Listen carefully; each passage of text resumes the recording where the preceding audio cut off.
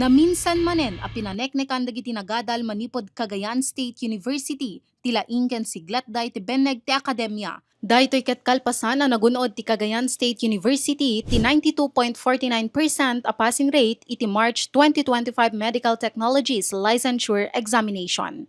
Manipod iti sangagasot inno mapulo a nakapasa, talo kadakwada ti top notcher.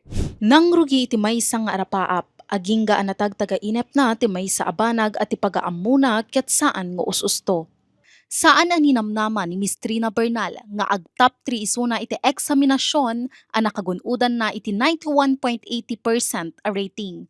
Agpapan ita ket saan pay ang mailadawan ti ragsak na. Adda dagiti gundaway a naawanan isuna iti namnama, nangruna iti madama ti review na ken iti kaleplepas ti eksaminasyon na.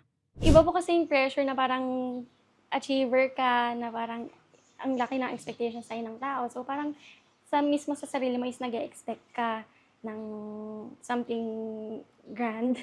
So yun po yung motivation ko na parang na magsumikap po mag-aaral. Sipod Grade School ket narwayan dagiti mawawat ni Bernal nga achievements.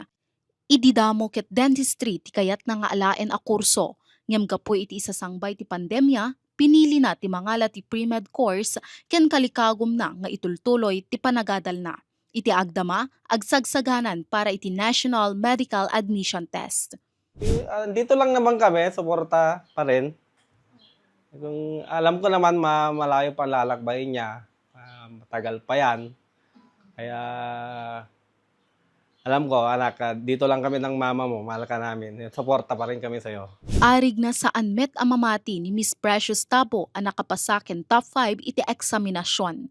Naruway dagiti sakripisyo ang nagbalinakarit tapnon maragpat na ti balayki, kas iti self-doubt, pressure, ken time management. Saan ang nagbalinalaped dagitoy ken napaneknekan na akaya na. Trust your own timing because everyone actually moves at their own pace and actually that's totally okay po.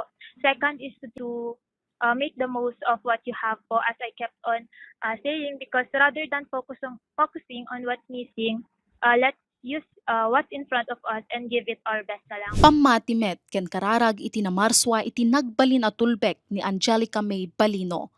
Nagunod ni Angelica ti 90.70% a rating, anang itunda iti panag-top 9 na iti eksaminasyon. May sa kadagiti nagbalinakarit iti Jornina, ket ti panang duadwa na iti bagina iti umuna nga aldaw ti eksaminasyon.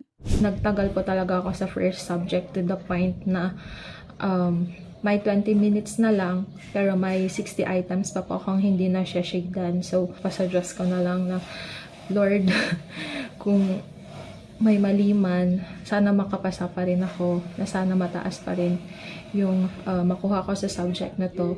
Iti agdama, silulukat ni Angelica iti oportunidad a makapagtrabaho ken arapaap na ti makagunod ti international license.